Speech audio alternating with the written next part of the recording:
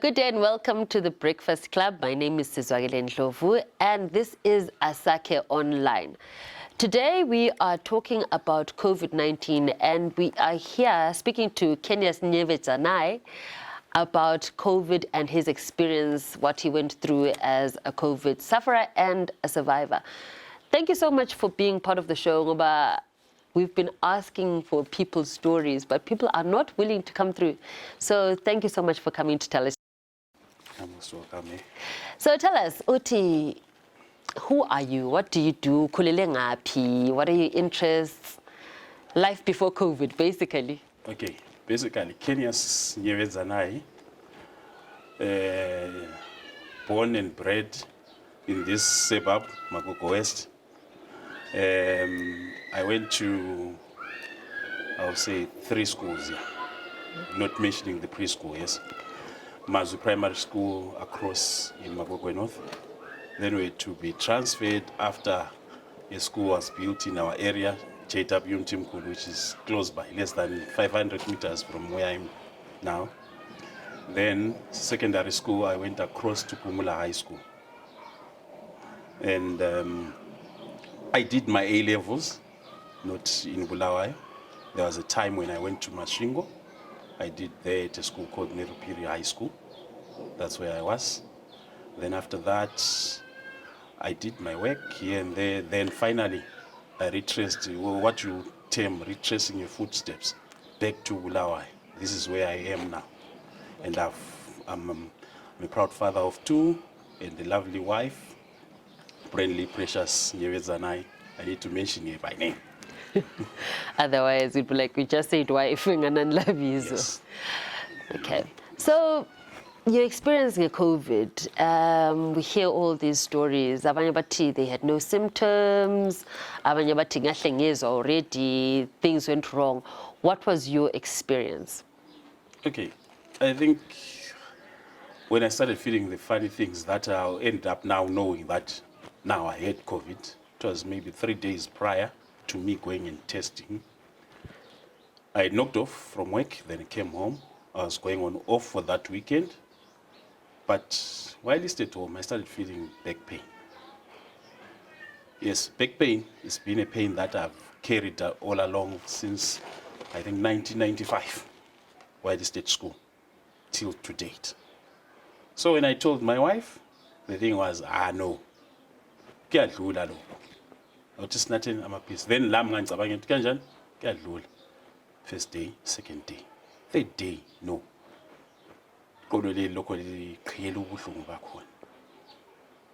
Then I said to my wife, I want to go and test. Then I went and tested at Pumula Clinic. I still remember I went because I could not now. Ukuhamba kwasekusibanzima.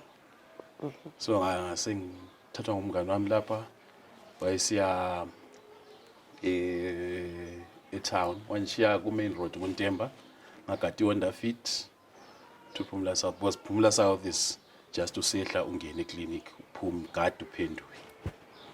So I testa, though you are not given the results there and then. It was in November. It was November. I think it was November 16, 2020. After that, I went to work. Then I told them, no, I'm not feeling well. Then luckily one of my colleagues says, no, you need to go home. Because my eyes by then, if I still remember what he says, you are speaking in short. He says, and so then I said, no, I'm not feeling well. Then I came home. Then later that night, that's when we received the what? The test results. And they were to positive. Confirm that I was positive. Little did I know that COVID had entered into me through that way where now it goes and attacks maybe where you usually have the what? The pain. Okay. So it was your back pain, your weakest point, basically, emzimbeni, attack khona. And then once you discovered you're positive, what happened then? You know, you enter into what you term panic, fear. You start now having to think, what is going to happen tomorrow? Will I be around? Start having those fears. But I managed to to calm myself in the sense that the presence of my wife made me to be much more calmer than how I was when the news were relayed to me. And also, there is a brother of mine who called to me to say, no, look, if you've got entertainment, entertain yourself. Make your mind to be in a relaxed state, not to be in a tight spot to think a lot. Yeah. You will pass through it. Akusibulala overthinking auntie konke kuyabe sokuhlangene ukuthi what's going to happen, what's this? I think there you are correct, because if you look, I think yonke imkhuhlane ebamba abantu, I think okubalimaza kakhulu is the stress in the brain. If you are less stressed, I think you overcome it. I think stress esangenayo, I think isesangenza ngaba namalanga ayi-3 way I was feeling everything going. But luckily ubhuti wami lalo always in the morning. Imagine andibona when it's morning here, kibo it's night. You'll make sure you'll be online with me for maybe an hour just to encourage me. Because when base bekubonile badlula kikho at a larger scale than esilakho thina la.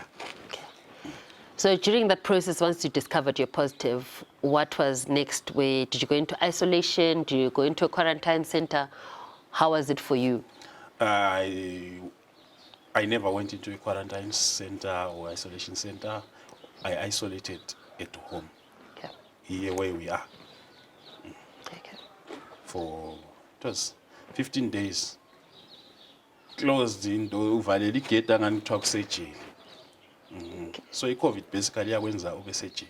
So I was in more of a solitary confinement. But my wife would come check, how am I feeling? Ulethele ukudla, sala. At times ungafuna umjengisela ukuthi ukudla kuyala ukudleka ukuthi ayifaka nza ukudla mbayimbayi. But next time sephendula uzathola akudliwanga. Why? I know the appetite is not there. So ama symptoms, was it just the back pain? Did it accelerate to these other symptoms? What was your personal experience during the sokuhamba ngamalanga? Sohamba ngamalanga after back pain. One thing that I know, kulobusuku where I sweated, sweat as if umuntu osele chukela, because I remember waking up my wife. Check, lapho ndlele khona kumanzi. I was saying, how come? So the chukela yini? I know why. I don't know about the chukela because I test up. I think I about 3 months in testing. Which is saying about the chukela. Loku ba more from umuntu ochaya fever uthi ususuza umqando from nowhere. Imagine ngoNovember kebe kuchisa. Sesilunzele ukuthi izulu liyakuna. But mina I remember uthatha even ingubo zibe ziningi usiza umqando. That's how manje ngasensiba lama nokuswela appetite, smell akuseli, sense of smell, so hambi appetite not there. So how did you manage, Uti? You're at home, auntie, and you've got your family around you. I know it's good to have family, but did you ever worry, Uti, being so close to them, you might pass on the disease? Did you think about actually going to one of the centers like Oilang and with Own Groove? How did you get to that decision, and what was your process? Ukula konapo. Process in Kula, one thing was, if you're married to someone in the health sector, would always say, mask up, imagine. Training mask in yakho, imagine. I always masked. But nganga sneezing, nganga cough, you would tell abantu through what? No. But it was just a precautionary measure. What was really worrying was, I've tested positive, but they've tested negative. Before you got the result, you got negative. I would worry, what if sembatele? Since I'm the first one who in the family. But nkulunkulu bayikhona, they never tested positive. They remained negative until now. Okay. All right. So, and then From the time you tested, from the time you got your results, how long did it take for you to, can I say, get back to normal? With your sense of smell and things like that. How long did you take from that point to, I'm almost becoming myself? I'll give it maybe 9 or so days. 9. But I would want to say day number 11, that's when I really felt now, smell is now coming back. It's there. Now I've got the appetite to eat. But I must honest this. Who's the appetite to be con? Sasebenza what we call aloe vera. It's in. Yes, in the bed. In Shona they say what? Kava. Ikavakava. Yes. It helped a lot because you realize that appetite is that depend. Okay, so you drank ikavakava, and was there any other home remedies that you were taking during that time? Yes, I was taking my home remedies where ngandlanisa khona umsuzwane, amahlamvu e-avocado, amahlamvu e-lemon, amahlamvu e-guava, amahlamvu e-mango. But it's one concoction that you would want to drink or ukuthi khona phakathi asifuthe something else, but I had to, because every knowledge that we acquire along the way, you see, do this, do that, do this. So Zamguti you see this. And I remember kulomngane wami wamphathela sayikuyini ngale ukutshwala lokho abakunathayo abantu ongama-40% alcohol content. Esithi ubunatha njengomuthwane wesikhwehlela ekuseni thathe i-tablespoon emini tablespoon esithi ukwenze ukuthi chest ingayenjani ungabi lokukhwehlela. Okay. Did you take any other medicine, like, well, over the counter, or like pills, supplements, things like that? Yes, kwaba khona. There's vitamin tablets, it was vitamin, azithromycin. Okay. There is a friend of mine, uthiwa nguSiphatho kuhle Mpofu, Sharon, yeah. Wayegulile it was May. So into igula akazange isebenzisa home remedies mostly, wasebenzisa amaphilisi. So wasebuya lawo after and ukwenza kwaNkulunkulu. Wapho ngumbuza ngeWhatsApp, Kenias, where are you? I'm in isolation. At home. What? COVID? Says no. Why didn't you tell me masinyane? Then ngawungazi unkosikazi nje bakuphathi kuthiwa ukuncedisa. Okay. So at that time, usubona ukuthi ukufaka qoqoda. What were your thoughts? Did you write a will? Wafanele isihlobo zakho zonke? What did you do? Because we talk about ukufa, but when it's close by you like that. Yeah. You know, maybe ukuthi thina abanye siyabe sesike ukwazi thina ngizelwe, I grow, okusalayo yiwufa. And but yabusutshela omnye wakho ukuthi hayi ngazi izinje so I remember ngihleka naye kwelinye ilanga ngithi, do you know, at one moment ngangacabanga ukuthi hayi mina sengihambile. Wathi really ucabanga khonokho ngiyasala lo bani? Ngathi anto yasala ubona ukwenza sengihambile mina okwakusengiqedile. I know we're laughing about it now, but surely at that time. Yeah, it was scary. I want to be honest, it was scary. It was like a movie to me. Okusenzakala so fast. It was like one. But one moment, I'm okay. Say today, after 4 days, I'm now bedridden. Ansakwanisi ukudla, angikwanisi ukunatha amanzi suddenly andithestela a funny taste. The smell, smell singazayi ngisizwe ismell sakhona. Ukudla taste horrible. I remember umfazi wayeyanisa ukuthi ethi ngikuphekele wena okuthandayo.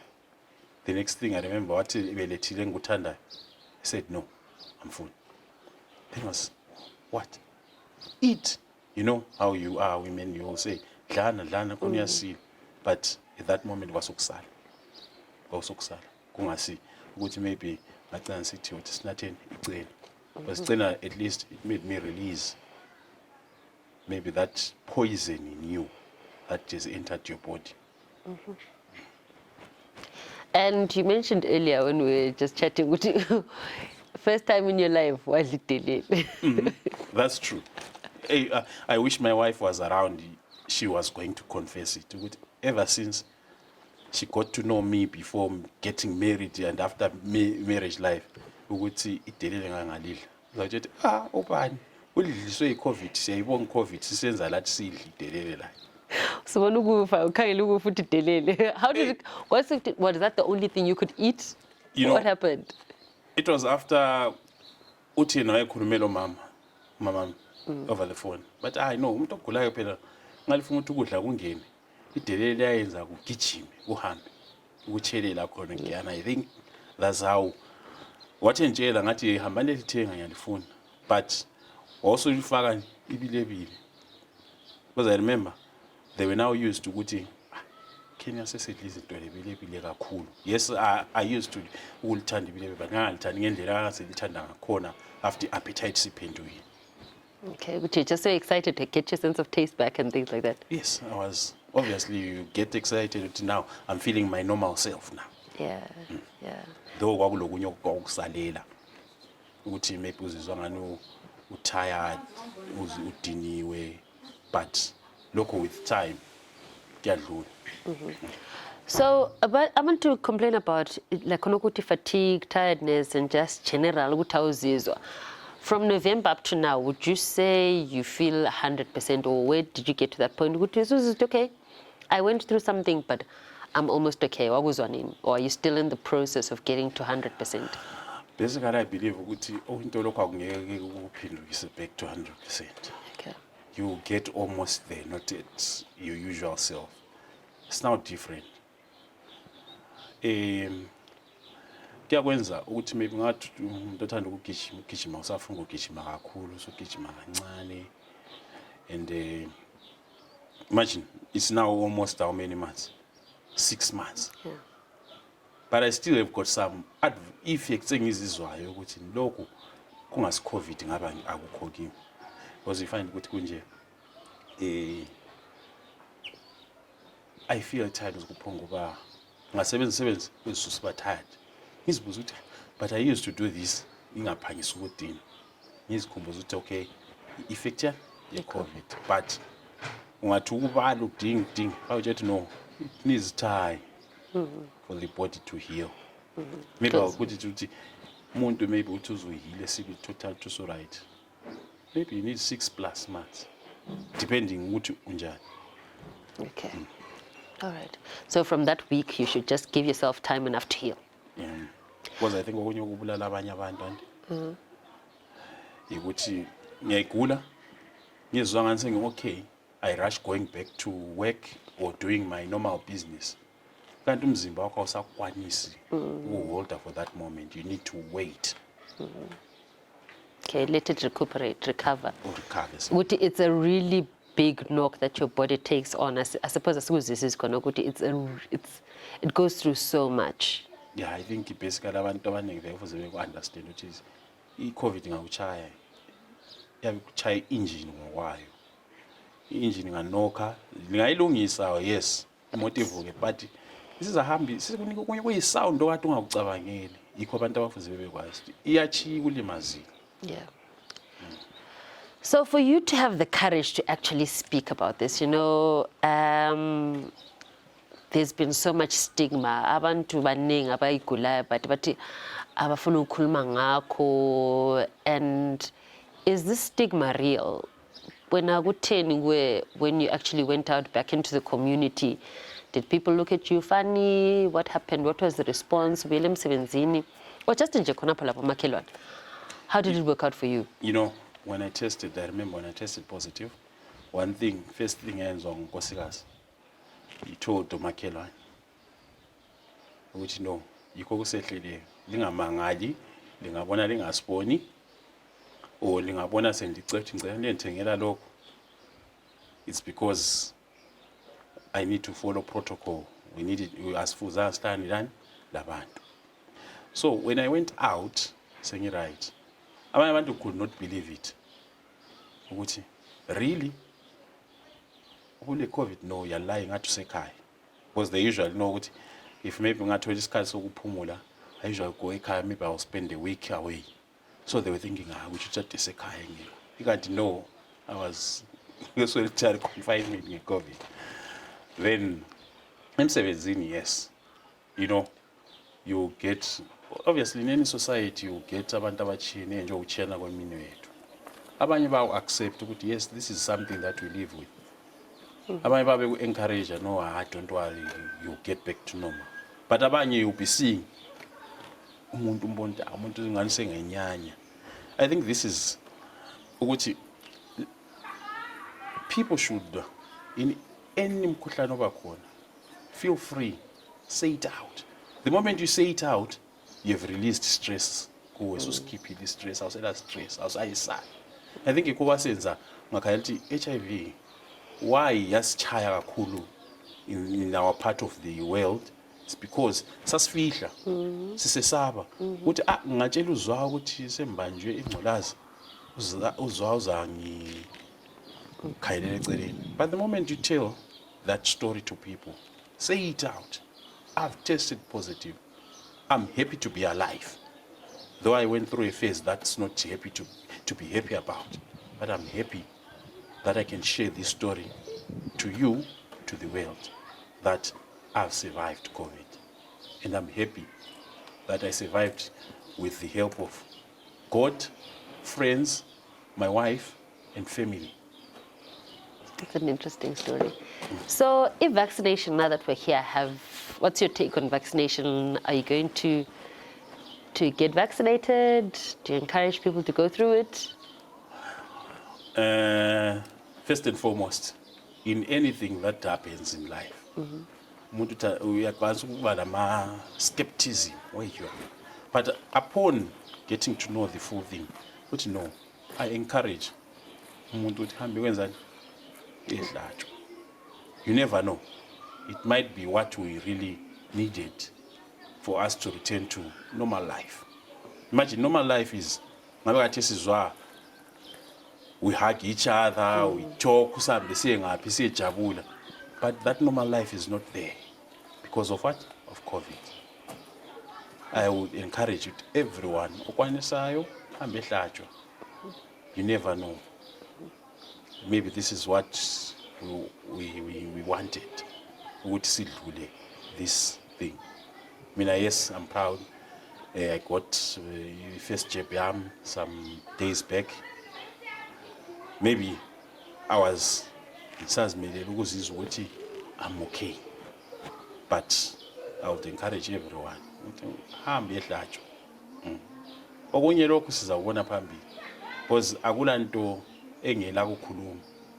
Even I remember sakhula thina la uyakwazi izwa. We grew up to ETTT esetshenziswa kwe cotton and what yabulala.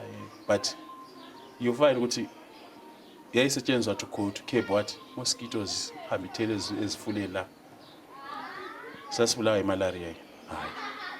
Yes, everything in any drug that we take, where the parasite this was serious, ile effect. So any drug that we take, ile effect. But let's look at the positive side. We want at least to go to even the generations to come, ingabachayi COVID. And that's the most important thing. Let's get to the point where we are all as healthy as possible. Simple, yeah. All right. You know what, Kenias, thank you so much for your time. Thank you for this interview and shedding light on some of these issues. Like I'm saying, abantu abaningi are not willing to talk about this. What will my friends say and things like that. But ungayesaba ukuthi umakhelwane or friends, impilo ngeyakho sorry. Yes. Zwa, impilo ngeyakho. Asoka Kenias uthi ngatshela uKenias ukuthi sele COVID. Sezanye. No. Be open, batshele. And you know, in talking, uyazilesena umthwalo. Omunye uzawuthi zwa. Look, do this. Do you know ngawugula? I want to be honest. Yaphelelwa. Imagine mina okwecena sakucabanga 4 days later now. uthi cena ke njeni ngawungazizwa ngani ufuna uba la mnyongo ofuna ngani uba lo dendo oluvalayo, drink it fast will keep udenda. So yabo, just be open. Singaba open, siyahamba phambili. And also, when you've seen umuntu who's gone through COVID and they survived, if it does hit you, you're like, okay, you know what? I've seen enough success stories because we're bombarded by all these statistics. So many millions have died and this and that. And the stories, the survivor stories are so few. So it gives us hope. Okay, he went through it and... Imagine going through it in a less developed country with least resources, but pulled through. Check even our statistics. Yes, service but they are low. At times, we need to say, the moment we open up, uzawuzantshela something. Or Mrs. Nyevedzanai will come up with a point to say, my husband survived. Try using this. I remember mnakulomunye umngane wami omunye la wayesi owayigulayo, I want to say so. Wayigula. But ngesikhathi bezomtesta was nasi ngimtshela uthi do this. Bamtesta so kudlule 2 weeks.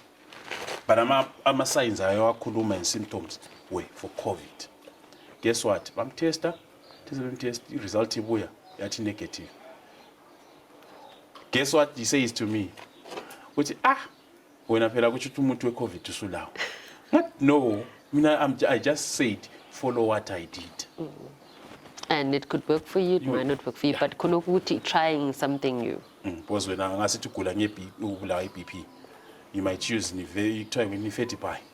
Mina ngayisebenzisi. Kuyehlisa imikhwezi. So the way we'll get to what works for you might not work for me, but give it a try. It might work. Let's share the knowledge. Yes. Yeah. Thank you so much, Kenias, for sharing your story. And I hope it's inspired somebody out there who is a survivor or somebody, because like I was saying, who knows, next thing you might be positive, but you can look back and listen to this story of a survivor. They went through it, they had support, and they made it through to the other side. Thank you. Thank you so much, Kenias, for sharing your story. So I hope you enjoyed the story about a COVID survivor. All too often is people just shut themselves in, they don't want to talk about it. There's so much stigma, there's so much darkness around COVID-19. But here we have a survivor, and it's a positive story amidst all the bleak statistics that we hear. With that said, let's continue to sanitize, mask up, disinfect, and if you can get vaccinated, go out there and get vaccinated for the good of the herd. My name is Sizwakele Ndlovu. This is The Breakfast Club, and this is Asake Online. Catch you next time.